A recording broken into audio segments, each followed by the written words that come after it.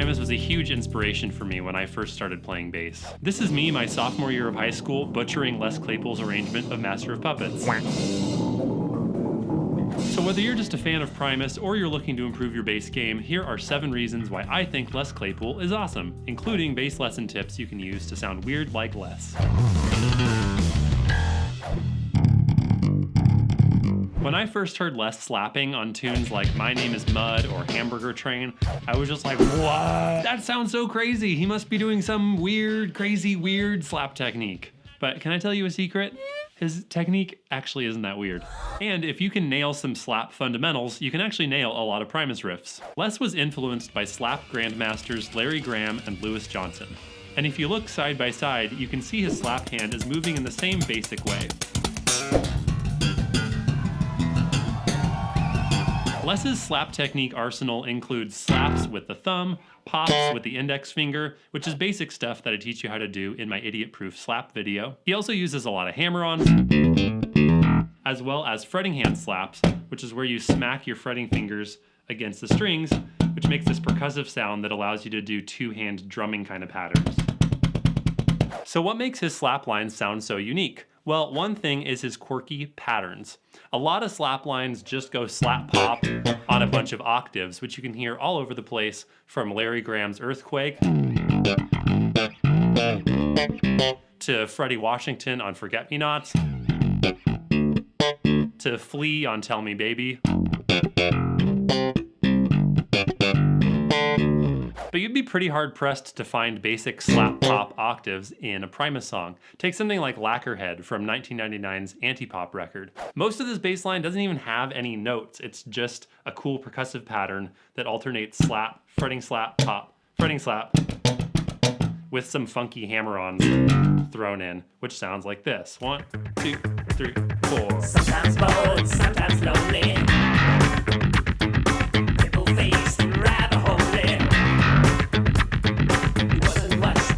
The second thing that stands out about Les's slapping is he's very, very fast. Check out the solo break in Lacquerhead. He's playing another cool drumming pattern, but at like breakneck speed, which sounds like this. 1, 2, 3, 4.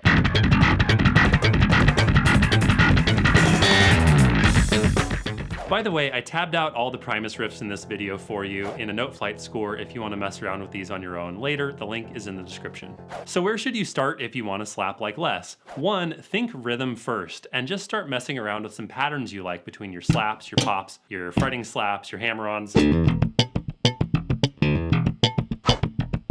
And 2, once your fundamentals are in place, you can start working up your speed gradually, because the secret to being able to do this is to be able to do this. And work your speed up over time. But we're still missing one big piece of Les's slap approach, and that's his signature strumming. So gently strum that like button if you're enjoying this, and make sure you tap subscribe for more bass. Okay, I'll stop. Most bands don't really have bass chords. We just kind of dutifully play one note at a time. But Primus has many, many, many bass chords.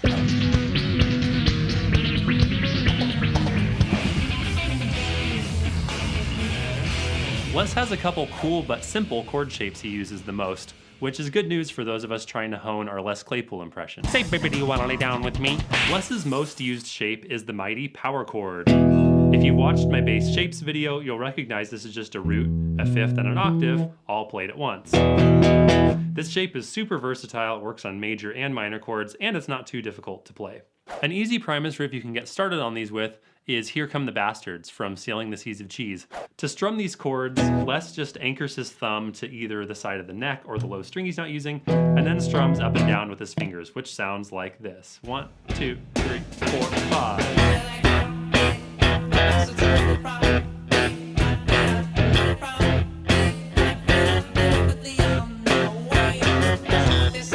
What makes these power chords sound really Les-y is when he combines the strumming with his slap technique. Check it out on John the Fisherman from the Frizzle Fry album.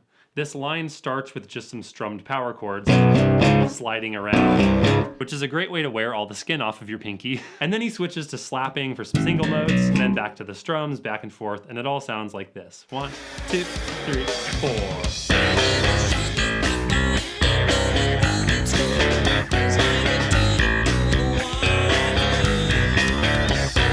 What gets tricky with this technique is switching back and forth between the slaps and the strums more quickly, like he does in Tommy the Cat from Seas of Cheese. This line starts with a quick strum or two at the beginning, and then he quickly shifts into more standard slap gear for the remainder. And it's even harder on a 6-string fretless bass like he originally played it on. Let's see if I can make it through this alive.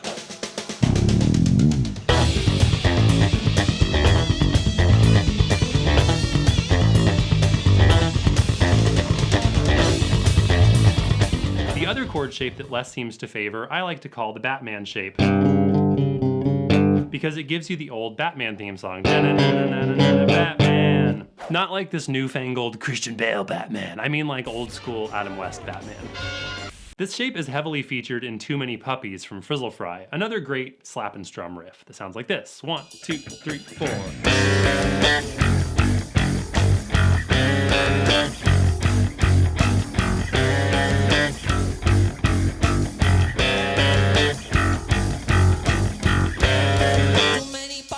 If you want to get chording like Les, start by just practicing some simple slap, strum, back and forth to get the coordination. And try out some power chords or some Batman shape and put it all together and you can come up with a pretty decent rip-off Primacy kind of riff.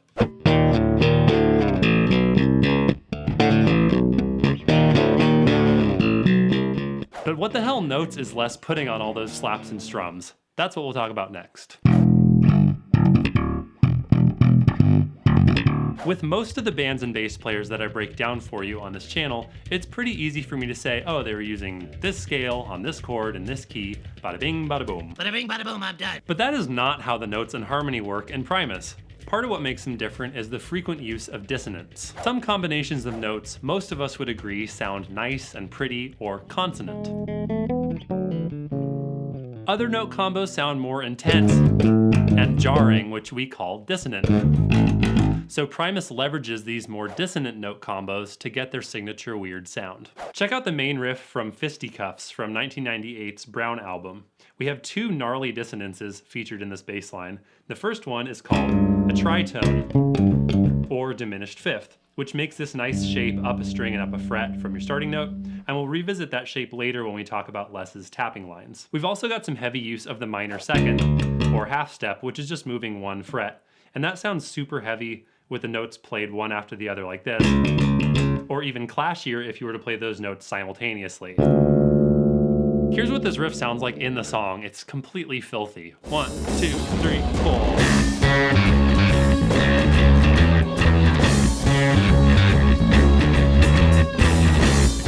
Compare that to a less dissonant bass line like Money by Pink Floyd, which I've moved up to the same key as Fisticuffs. I chose this song to compare because it starts with a very similar shape to the Fisticuffs riff. In Money, we descend from that octave down to the 5th, then down to the root, and then we play some cool but easy to digest minor pentatonic scale notes. It's super chill, right? You could groove along to that bass line all day. But in Fisticuffs, we swap that 5th for that nasty tritone, and then we get some equally nasty minor second action in place of those pentatonic notes. And now it's like, whoa, we're not chilling, we're at an evil carnival and we're gonna die or something. You'll also see these dissonances in most of the other riffs we look at in this video, not to mention all of Larry Lalonde's super cool and quirky guitar parts. I love how these guys dare to get super weird and dissonant with their note choices, because if nobody ever went outside of the right notes, we wouldn't get to listen to Primus. It would all just sound like this. Say, baby, do you wanna lay down with me? Say, baby, do you wanna lay down by my side? Baby, do you wanna lay down with me? So you can create feeling in music without following the rules. It's just gonna be a really weird feeling. For established styles of music, yes, you're gonna need some standard scales and chord progressions. If you wanna play blues, you need to know the 12-bar blues. If you wanna play country, you're gonna need to play some roots and fifths. And that's why I cover common harmony and chord progressions and stuff in my Beginner to Badass course to get you rolling with just standard, normal, popular music. But if you just wanna sound wild and weird, then go way outside the box and just get weird and dissonant with it. I don't know if that's going in the video. Well, this just wouldn't be a very good Les Claypool video if we didn't talk about some tapping stuff. Tapping is where you smack the strings down onto the fretboard so you can play notes with both hands rather than having to plug. But you won't hear Les doing any like Van Halen style tapping where the notes all flow in the same melodic line. That kind of thing. His approach is more chordal and rhythmic where the hands are kind of trading off. Kind of like the slap drumming patterns we were looking at earlier, which means that neither hand ever has to work too hard because you're trading back and forth. You can see this play out on the main riff from the Pork Soda album track DMV, which is a song I relate to, having probably gone to some of the same terrible DMV locations as Les in the North San Francisco Bay Area. You're gonna have to take that somewhere else. The fretting hand is interjecting some low notes periodically, so what would normally be your plucking hand is only hitting 3 notes in a row at the most, like this. 1, 2, 3, 4.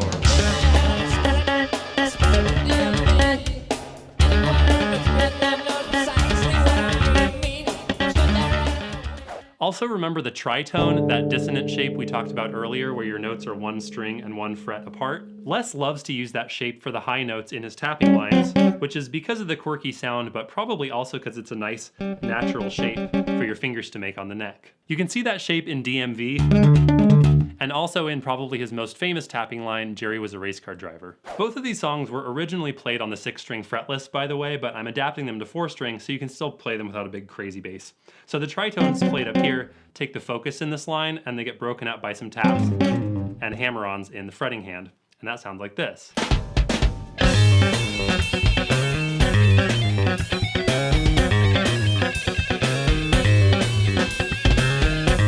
Wow, playing that riff makes me feel like I just landed a kickflip McTwist. So if you want to fake a Primus tapping vibe with no theory required, just grab that tritone shape with your plucking hand, throw in some random notes with the other hand, drum back and forth, and you'll have a pretty convincing, powdered, rehydrated version of Primus.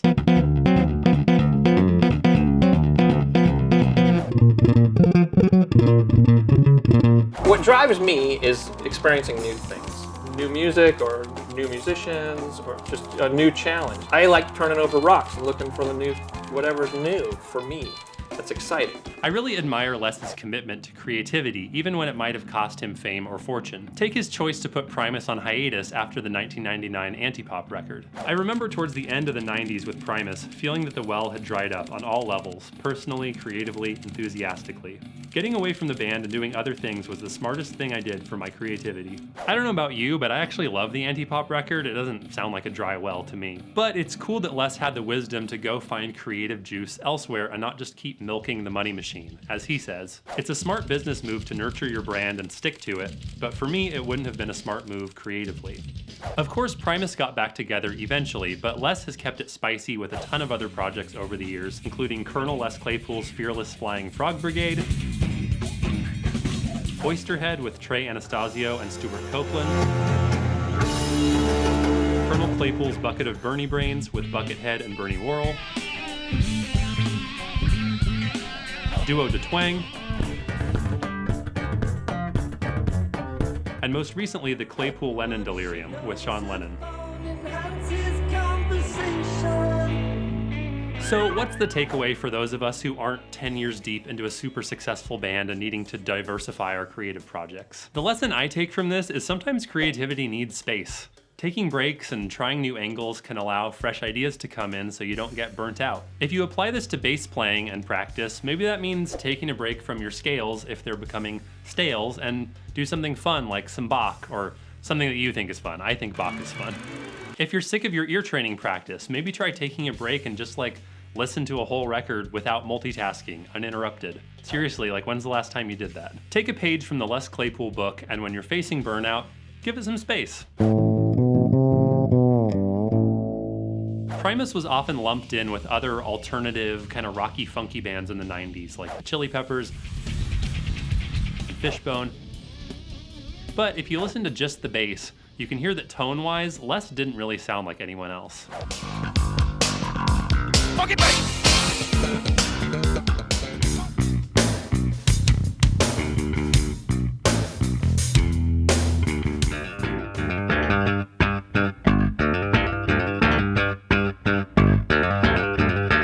You can nail the strums and the slaps and the weird notes and the taps, but to truly rip off a Primus riff, you need to copy that Les Claypool bass tone. His gear and sound has kind of shifted around over the years, but one thing has remained consistent, at least to my ear. The bass tone always kind of matches the sound of his voice. This is a cool thing I've never noticed with any other singing bass player, but if you listen to Les's bass by itself, and then listen to him sing, there's a nasal mid-rangey quality that they both share.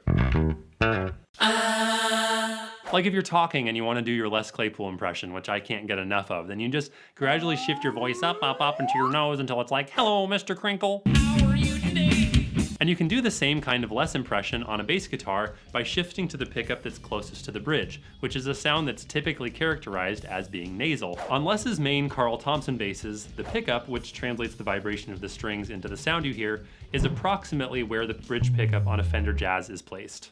Even if you're not a bass tone nerd, you'll still be able to hear how crucial this mid-rangey nasal sound is to the overall Primus vibe. Let's test it out on the verse from Tommy the Cat that doesn't usually have bass on it, so you can hear it in the mix. Here's the standard jazz bass sound, where you're hearing 50-50 the signal from the neck pickup and the bridge pickup. That sounds like this. Do you wanna lay down with me? Do you wanna lay down by my side? Do you wanna lay down with me? It sounds kind of out of place, right? It's a good solid bass tone, but it's just really not what you're used to hearing in this context. So now let's try it in Les mode with all bridge pickup. It's gonna sound a lot more nasal and Primus-y. Do you wanna lay down with me? Do you wanna lay down by my side? Do you wanna lay down with me? As a bass teacher, I'm guilty of leading my students towards more classic, standard bass tones. I want you to have good all-around tone for a variety of genres and be able to cover your favorite artists. But if Primus is what you're aiming for, or some other experimental sound, you're gonna need to go off the beaten track and follow your ear. In a music industry where he saw other bands compromising their visions and opting for money, Les Claypool has always chosen to just be Les Claypool. I think we were able to stick to our ideals and not be too terribly dickish about it. Yeah, and that's why we've been able to stick around as long as we have. From the wild sounds, to the quirky get-ups, to the sweet dance moves, Les has never been afraid to defy the laws of tradition. At the same time, he doesn't force being intentionally weird. According to Les, "I've been told how weird our music is, but to me it all seems normal." I also love his low-key, understated humility, which really comes across in sound bites like, "We're lucky because people have always wanted to come see us waggle our fingers and stuff." So thank you, Les, for all the great music and inspiration, and thank you for watching me waggle my fingers and stuff. You're the guy from the hamburger train, right?